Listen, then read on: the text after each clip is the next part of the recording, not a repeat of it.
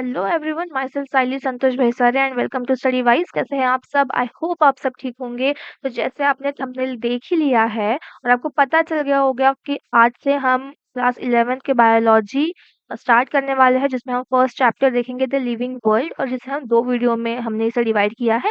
आज हम what is living और डाइवर्सिटी इन लिविंग वर्ल्ड देखेंगे, और इसके नेक्स्ट वीडियो में हम taxonomical categories and taxonomical aids के बारे में देखेंगे। ठीक है।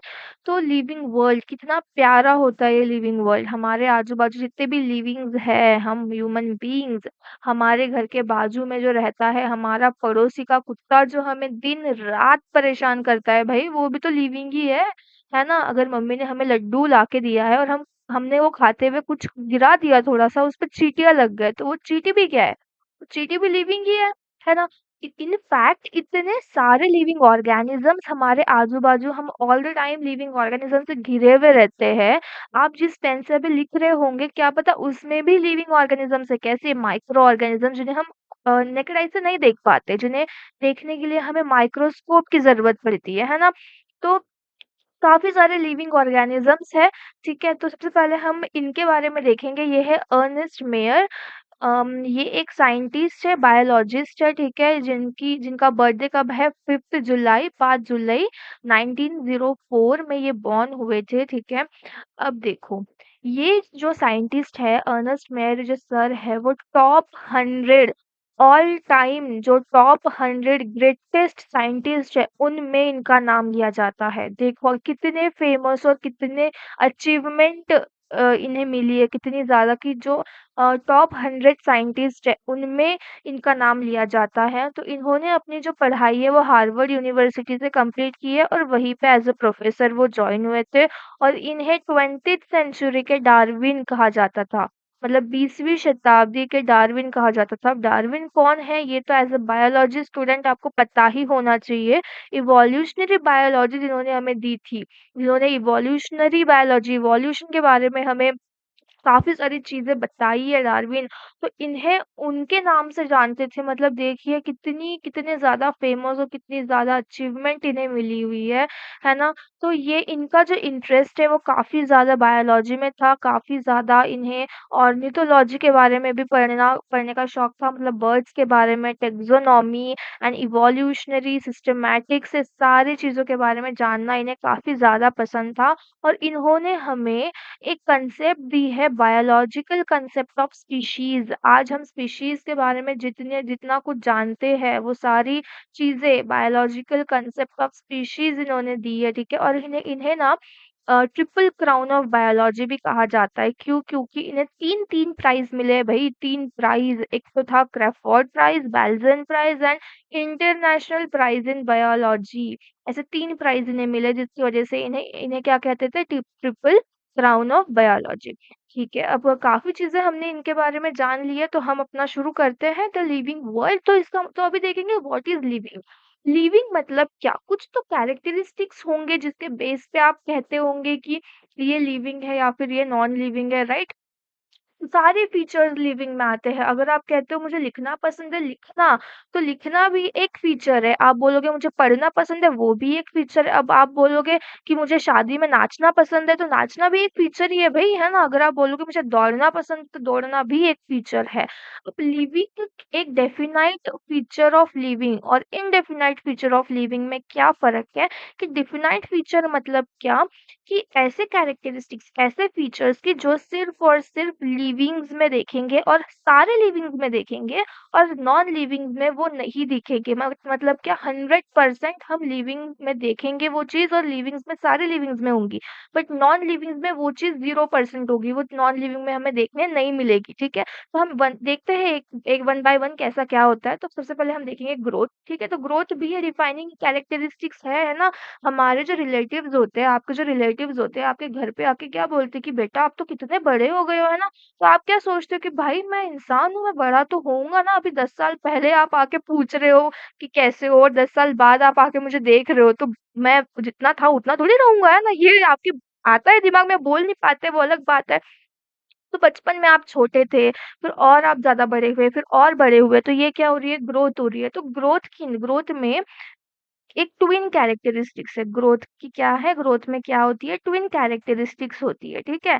मतलब ट्विन कैरेक्टरिस्टिक्स मतलब क्या, पहले है इंक्रीज इन सेल नंबर, मतलब सेल नंबर में इंक्रीज होना, सेल मल्टीप्लाई होना, है ना, सेल की डिवीजन होना, ये सारी चीजें ग्रोथ में। और सेकंड कौन सा डिफाइनिंग कैरेक्टरिस्टिक्स है कि इंक्रीज इन मास। ग्रोथ की डेफिनेशन में दो कैरेक्टरिस्टिक्स आते हैं, कौन से, एक तो होगा इंक्रीज इन सेल नंबर और एक होगा इंक्रीज इन मास, ठीक है। और ग्रोथ प्लांट्स में भी ग्रोथ होती है, एनिमल्स में भी, यूनिसेलुलर मल्टीसेलुलर सारे में ग्रोथ होती है ना। प्लांट्स में इनफिनाइट ग्रोथ होती है, मतलब वो जब तक डाई नहीं होते तब तक उनमें ग्रोथ कंटिन्यू होती है। और एनिमल्स में एक सर्टेन एज तक ही एनिमल्स जो है वो ग्रो कर पाते हैं, ठीक है। बट मुझे बताइए, अगर ग्रोथ के डिफाइन में दो चीजें आती है, एक तो है इंक्रीज इन सेल नंबर और इंक्रीज इन मास। तो मुझे बताइए कि अगर नॉन लिविंग में भी, मतलब जैसे देखो, अगर ये है सॉइल का, सैंड का एक ढेर है, ठीक है। अगर इस पे थोड़ी और सॉइल आके बैठ गई, ठीक है, या फिर मैंने इसमें और थोड़ी सॉइल ऐड कर दी, तो ये भी तो, इसका भी तो मास इंक्रीज हो रहा है ना, ये भी तो, इसका भी तो मास इंक्रीज हो रहा है। तो क्या ये लिविंग में आ जाएगा। अगर स्नोफॉल हो रही है और पहाड़ी पे जो है वो स्नो, माउंटेन पे जो है वो स्नो इकट्ठा हो गई, तो इसकी भी तो मास इंक्रीज हुई ना, स्नो की क्या बोलते हैं, माउंटेन की भी तो मास इंक्रीज हुई। तो क्या ये लिविंग में आ गए, नहीं ना, नहीं आए ये लिविंग में। तो क्या ग्रोथ एक डिफाइनिंग कैरेक्टरिस्टिक है लिविंग के लिए, नहीं, एक डिफाइनिंग कैरेक्टरिस्टिक नहीं है, क्योंकि हम नॉन लिविंग में भी वो चीज देख पा रहे हैं। और डिफाइनिंग में क्या होता है कि जितने भी फीचर्स है, जितने भी कैरेक्टरिस्टिक्स है, वो 100% सारे लिविंग में होने चाहिए और नॉन लिविंग में नहीं होने चाहिए, ठीक है। तो ये सारी चीजें अब हम रिप्रोडक्शन में देखेंगे। रिप्रोडक्शन मतलब क्या, प्रोड्यूसिंग यंग वंस प्रोड्यूस होते हैं, न्यू प्लांट्स प्रोड्यूस होते हैं ना, बच्चे पैदा होते हैं, रिप्रोडक्शन हो रही है। तो क्या रिप्रोडक्शन जो है वो एक डिफाइनिंग कैरेक्टरिस्टिक है या नहीं। अब देखो, सारे लिविंग्स में रिप्रोडक्शन होती है क्या, देखो नॉन लिविंग में तो रिप्रोडक्शन नहीं होती, पहली चीज तो हमने देख ली कि नॉन लिविंग में रिप्रोडक्शन नहीं होती है, ठीक है। इस पॉइंट को हमने देख लिया। क्या अगर नॉन लिविंग में नहीं होती तो क्या सारे लिविंग में होती है, नहीं होती है, कैसे, कैसे मैं बताती हूँ, देखो कैसे। देखो, जो बीज पता है आपको, हनी बीज, तो उसमें ना 3 टाइप के बीज होते हैं, एक क्वीन बी होती है, एक वर्कर बी होती है और एक ड्रोन होता है, ठीक है। बट सिर्फ क्वीन बी जो है वही रिप्रोड्यूस कर पाती है, क्वीन और ड्रोन नहीं करते। मतलब क्वीन वर्कर जो बी वर्कर बी है वो क्या करती है, वो स्टेराइल होती है, वो इनफर्टाइल होती है, वो रिप्रोड्यूस नहीं कर पाती। तो हम ये बोल देंगे क्या कि जो वर्कर बी है वो लिविंग नहीं है, नहीं, ऐसा नहीं बोल सकते भाई, वो भी लिविंग ही है। तो रिप्रोडक्शन जो है वो सारे लिविंग्स में होता है क्या, नहीं होता। देखो ह्यूमंस में भी क्या होता है, कुछ स्टेराइल ह्यूमन कपल्स होते हैं, कुछ इनफर्टाइल ह्यूमन कपल्स होते हैं जो रिप्रोड्यूस नहीं कर पाते, जिनमें रिप्रोडक्शन नहीं होता। तो रिप्रोडक्शन ये जो कैरेक्टरिस्टिक है वो भी डिफाइनिंग कैरेक्टरिस्टिक हुआ क्या, नहीं हुआ, क्यों। अच्छा, ये बात तो भाई हमने देख ली कि वो नॉन लिविंग में नहीं होता है। देखो, अगर मैंने आज मेरे रूम में टेबल पे एक बुक छोड़ के गई मैं, और अगर मैं दूसरे दिन आके देख रही हूँ तो उसके 2 बुक्स नहीं हो जाएँगे, वो बुक एक ही वो रहेगी, ठीक है? तो वो नॉन लिविंग में तो रिप्रोडक्शन होता नहीं है। बट क्या रिप्रोडक्शन लिविंग में और सारे लिविंग्स में होता है? नहीं होता है। हमने अभी देखा, फॉर एग्ज़ाम्पल बीज़ में देखा कुछ, और स्टेराइल जो इनफर्टाइल ह्यूमन कपल्स होते हैं उनमें देखा हमने। तो रिप्रोडक्शन जो है वो भी डेफिनाइट कैरेक्टरिस्टिक नहीं हुआ। अब हम देखेंगे मेटाबॉलिज्म। मेटाबॉलिज्म मतलब क्या होता है कि हमारे बॉडी में, सारे लिविंग ऑर्गेनिजम्स की बॉडी में जितने भी केमिकल रिएक्शंस होंगे, जितने भी तोड़-फोड़ वाले रिएक्शंस होंगे, कैटाबॉलिक रिएक्शंस, जितने भी जुड़ने वाले रिएक्शंस होंगे, एनाबॉलिक रिएक्शंस, सारे रिएक्शंस का सम टोटल, सारी रिएक्शंस जो केमिकल रिएक्शन हमारे बॉडी में होती है वो, उसे हम कहते हैं मेटाबॉलिज्म, वो मेटाबॉलिज्म में आती है। तो मेटाबॉलिज्म जो है वो सारे और सारे लिविंग बीइंग्स में होती है, फिर वो माइक्रो ऑर्गेनिजम्स में हो, आप हो, मैं हूँ, कोई बाजू वाला पड़ोस का कुत्ता हो, या फिर वो लड्डू में लगी हुई चींटी हो, सब में केमिकल रिएक्शंस होती है, सब में मेटाबॉलिज्म होता है। तो मेटाबॉलिज्म जो है वो एक डिफाइनिंग कैरेक्टरिस्टिक है क्या? हाँ, बिल्कुल है। मेटाबॉलिज्म ये डिफाइनिंग कैरेक्टरिस्टिक है, डिफाइनिंग फीचर है, ठीक है। अब हम देखेंगे कॉन्शियसनेस।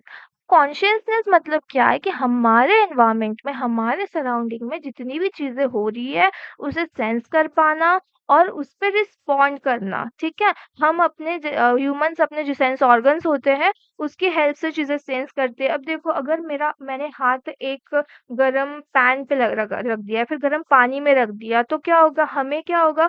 सेंस हो गया कि भाई गरम है, अपना ब्रेन जो है वो रिएक्ट करेगा उस पे, कुछ रिस्पॉन्ड क्या करेंगे हम कि फटाक से अपना हाथ जो है वो हटा लेंगे, तो हम उस पे रिस्पॉन्ड कर रहे हैं ना, तो सारे लिविंग्स में कॉन्शियसनेस ये होती है। ये भी एक डिफाइनिंग कैरेक्टरिस्टिक है, बट सेल्फ कॉन्शियसनेस जो है वो सिर्फ़ और सिर्फ़ ह्यूमन बीइंग्स में होती है। ह्यूमन बीइंग्स में सिर्फ़ और सिर्फ़ ह्यूमन बीइंग्स ऐसी एक है कि जिनमें सेल्फ कॉन्शियसनेस होती है, ठीक है? अब सेल देखेंगे, सेल मतलब क्या? सेल मतलब सेलुलर ऑर्गेनाइज़ेशन। सारे लिविंग्स में सेलुलर ऑर्गेनाइज़ेशन होता है। सेल को हम structural and functional unit of life कहते हैं भई, तो इसको कैसे छोड़ देंगे? लिविंग में सेल भी एक डिफाइनिंग कैरेक्टरिस्टिक्स है, ठीक है? ये भी एक कैरेक्टरिस्टिक्स है। ठीक है, चलो अभी हम नेक्स्ट हमारा देखेंगे, ये सारी चीज़ें आपको समझ गई। अब हम नेक्स्ट देखेंगे हमारे diversity in the living world. Diversity मतलब क्या? वैरायटी, टाइप्स, जो वैरायटी ऑफ लिविंग ऑर्गेनिजम्स है डाइवर्सिटी में, ठीक है? हमारे जो अभी तक हमारे पूरे वर्ल्ड में अभी तक 1.7 टू 1.8 मिलियन क्या है? स्पीशीज़, नोन स्पीशीज़ है, बट हम एग्ज़ैक्ट नंबर नहीं बता सकते क्योंकि अरे हमको पता भी नहीं है कि कब कोई स्पीशीज़ आई और कब एक्सटिंक्ट भी हो गई। इस पॉइंट पे भी कोई स्पीशीज़ आई है और एक्सटिंक्ट भी हो चुकी है। हम नहीं बता सकते नंबर, है ना? तो काफ़ी सारी डाइवर्सिटी है हमारे लिविंग वर्ल्ड में। काफ़ी सारी वैराइटीज़ है और क्या होता है ना इनकी एक लोकल नेम होती है ना? लोकल नेम मतलब क्या देखो अगर किसी सब्ज़ी का नाम मैं जहाँ रहती हूँ वहाँ पे उस सब्ज़ी का नाम कुछ-कुछ और है और आपके एरिया में उसको किसी और ने नाम से जानते होंगे, है ना? उसको आपके एरिया में किसी और नाम से जानते होंगे, तो सब चीज़ का एक लोकल नेम होता है, तो इसकी वज़ह से क्या होता है बहुत प्रॉब्लम्स क्रिएट होती है भई अगर मैं आपके एरिया में आऊँ और अगर मैं मुझे बताना है कि हाँ, हाँ, मुझे वो सब्ज़ी के बारे में आपको कुछ बताना है, तो आपको समझेगा कैसे? आप बोलोगे क्या ब बोलना क्या चाहते हो भई? मतलब कहना क्या चाहते हो? यही बोलोगे ना आप। तो ये सारी प्रॉब्लम से छुटकारा पाने के लिए एक स्टैंडर्डाइज़ेशन किया गया। International code for botanical nomenclature जिसके अंदर जितने भी प्लांट्स वगैरह होते हैं, उनका नेमिंग किया गया और international code of zoological nomenclature जिसके अंदर एनिमल्स जो है वो सबका नेमिंग किया गया। अब क्या है ये नेमिंग सब? अब देखो बायनोमियल नोमेनक्लेचर। बायनोमियल मतलब क्या? 2 नोमेनक्लेचर मतलब क्या? नेमिंग मतलब इसमें 2 कम इस नेम में क्या होता है 2 कंपोनेंट होंगे। एक जिसे हम पहला कहेंगे जीनस जो ये देखो जैसे मैंगो में है मैंजिफेरा इंडिका। तो मैंजिफेरा जो है वो रहेगा हमारा जीनस और जो इंडिका है वो है हमारा स्पीशीज, ठीक है? और जो एल है ना वो ऑथर का नाम होता है। जो ऑथर का नाम जैसे एल मतलब लिन है ये, ठीक है? तो ये ऑथर का नाम होता है एल से, ठीक है? तो इसमें क्या होता है ना जो हमारे 2 वर्ड्स होंगे, फर्स्ट है जीनस, सेकंड है स्पीशीज़ और ये लैटिन वर्ड में होते हैं। लैटिन वर्ड में ही क्यों? अब देखो, लैटिन लैंग्वेज को ना डेड लैंग्वेज कहा जाता है। मतलब क्या? कि लैटिन लैंग्वेज आज जो लैटिन लैंग्वेज है 100 साल बाद भी वही लैंग्वेज रहेगी। हिंदी या फिर इंग्लिश ये लैंग्वेज में इसकी प्रोनाउंसिएशन वगैरह चेंज होते रहती है, but Latin language dead language है। आज जो चीज़ बोल रहे हैं 100 साल बाद भी वही प्रोनाउंसिएशन रहेगा, वही चीज़ बोलेंगे हम, ठीक है? तो ये सारी चीज़ें होती है तो नॉबैनिमल नोमेनक्लेचर के क्या मेन पॉइंट्स है कि वो उसमें 2 कंपोनेंट्स रहेंगे, first one is genus, second one is species और जो जीनस का फर्स्ट वर्ड जो रहेगा वो कैपिटल रहेगा, जैसे मैंगो का है मैंजिफेरा इंडिका और मैंजिफेरा का एम जो है वो कैपिटल है और इसमें स्पीशीज़ जो है इंडिका उसका जो फर्स्ट वर्ड है आई वो है स्मॉल। ठीक है? और ये जो है वो इटैलिक में लिखा रहेगा, किसमें? इटैलिक में लिखा रहेगा, थोड़ा-सा साइड में ऐसा स्लैंट रहता है ना फ़ॉन्ट वो देखो, वो क्या होता है अपना इटैलिक फ़ॉन्ट, ठीक है? और जो एल है वो ऑथर का नाम बाद में हम लास्ट में लिखते हैं, ऑथर का नाम जहाँ जैसे यहाँ पे एल लिखा है लिन, ठीक है? क्योंकि बायनोमियल नोमेनक्लेचर जो है वो कैरलस लिनियस ने हमें दिया है। इन्होंने कितनी सारी चीज़ें आसान कर दी देखिए मतलब कितना सारा कि ज़्यादा ना अगर मैं आपके एरिया में या फिर दुनिया के कहीं भी कोने में जा रही हूँ, अगर मुझे किसी चीज़ के बारे में बताना है, किसी एनिमल या फिर किसी फ्रूट या फिर किसी प्लांट के बारे में मुझे डिस्कस करना है, तो मैं इज़िली साइंटिफिक नेम से उनको बता सकती हूँ कि हाँ, मैं इस चीज़ के बारे में बात कर रही हूँ, है ना? तो इन्होंने काफ़ी ज़्यादा सब कुछ बहुत ज़्यादा इन्होंने हमारे लिए क्या कर दिया, ईज़ी कर दिया। अब हम देखेंगे टैक्सोनॉमी, टैक्सोनॉमी मतलब क्या है कि अरेंजमेंट है ऑर्गेनिज़म्स की कुछ रूल्स एंड रेगुलेशन के बेस पे अरेंजमेंट की जाती है टैक्सोनॉमी में, ठीक है? तो इसके बेसिक क्या है characterisation, then identification, classification and then nomenclature. Characteristic मतलब क्या देखो, अगर मैं किसी इंसेक्ट के बारे में बोल रही हूँ, ठीक है?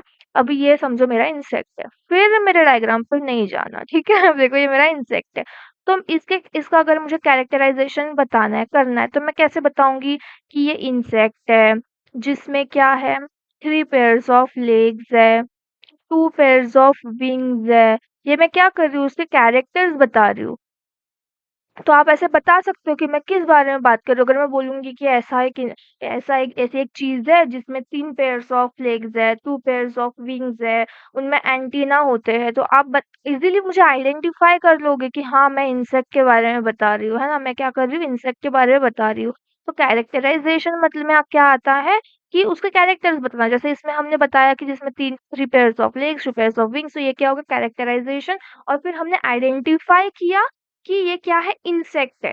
कैरेक्टराइज़ेशन के बाद हमने क्या किया आइडेंटिफ़ाई किया कि ये क्या है इंसेक्ट है। जैसे इंसानों में भी मैं बोलूँगी कि हाँ, एक इंसान है, उसको 2 हाथ है, 2 पैर है, 1 हाथ पे 5 उँगली होती है ना? 1 नाक, 2 तो ये मैं कैरेक्टर्स बता रही हूँ और आपने उसको आइडेंटिटी किया अच्छा ये इंसान के बारे में बात कर रही हूँ और फिर उसके बाद हम क्लासिफ़िकेशन करेंगे उसका। क्या करेंगे क्लासिफ़ाई करेंगे कि हम किसमें उसको हमने डालना है ना? जैसे क्या अब देखो टैक्सोनॉमी में क्या आता है कैरेक्टरिस्टिक्स क्या होती है देखो kingdom, phylum, class, order, family, genus, species है ना? तो वैसे जैसे ये इंसेक्ट है तो किंगडम एनिमलिया में आएगा, है ना? तो ये सारी चीज़ें होती है इनमें भी। तो ये क्लासिफिकेशन करना और फिर उसकी नेमिंग करना, ठीक है? तो ये सारी चीज़ें क्या होती है टैक्सोनॉमी में आती है। तो फिर ये सारी चीज़ें हैं, तो हमने क्या देखा लिविंग वर्ल्ड अच्छा एक और चीज़ है मैं आपको बताना मेरा रह गया कि ऐसे भी ऑर्गेनिज़म्स होते हैं जिसे हम एक्स्ट्रा ऑर्डिनरी कहते हैं। एक्स्ट्रा ऑर्डिनरी मतलब क्या? बहुत ज़्यादा ही एक्स्ट्रा वो मतलब हैबिटेट में सर्वाइव कर सकते हैं। एक्स्ट्रा हैबिटेट में सर्वाइव कर सकते हैं जैसे कि आर्किबैक्टीरिया, राइट? वो कितनी भी एक्सट्रीम मतलब जिस एरिया में ऐसी एरिया कि जिसका टेम्परेचर नॉर्मल टेम्परेचर पे ऐसे 100 डिग्री सेल्सियस के ऊपर रहता हो तो ऐसे एरिया में भी वो सर्वाइव कर सकते हैं। जो एसिडोफाइल्स है वो क्या करते हैं एसिड जहाँ पे काफ़ी ज़्यादा एसिडिक कंसंट्रेशन एसिडिक एरिया है वहाँ पे वो रह सकते हैं। तो ये सारी चीज़ें हैं उन्हें हम प्यार से खतरों के खिलाड़ी भी कहते हैं भई, है ना? कि ये सारी भी चीज़ें आती हैं। तो हमने आज क्या देखा लिविंग वर्ल्ड के बारे में, हमने अर्नेस्ट मेयर जी के बारे में कुछ चीज़ें देखी, उसके बाद हमने वो लिविंग क्या होती है, डिफाइनिंग कैरेक्टरिस्टिक्स क्या है उसके, है ना? कुछ ऐसे कैरेक्टर डिफाइनिंग कैरेक्टरिस्टिक मतलब क्या है कि ऐसे कैरेक्टरिस्टिक्स की जो लिविंग में 100% होगी बट नॉन लिविंग में बिल्कुल भी नहीं पाई जाएगी और लिविंग में अगर है तो सारे लिविंग्स में पाई जाएगी, वो डिफाइनिंग कैरेक्टरिस्टिक्स है। तो वो सब हमने आज देखे हैं। हमने डाइवर्सिटी इन लिविंग वर्ल्ड देखा है, बायोडाइवर्सिटी इन बायनोमियल नोमेनक्लेचर, टैक्सोनॉमी के बारे में हमने थोड़ा-सा देखा है, ठीक है? अब टैक्सोनॉमिकल कैरेक्टरिस्टिक्स और टैक्सोनॉमिकल एड्स में हम और ज़्यादा डीपली स्टडी करेंगे। आई होप आज का जो टॉपिक है वो आपको अच्छी तरीके से समझ में आया होगा। So thank you so much for watching this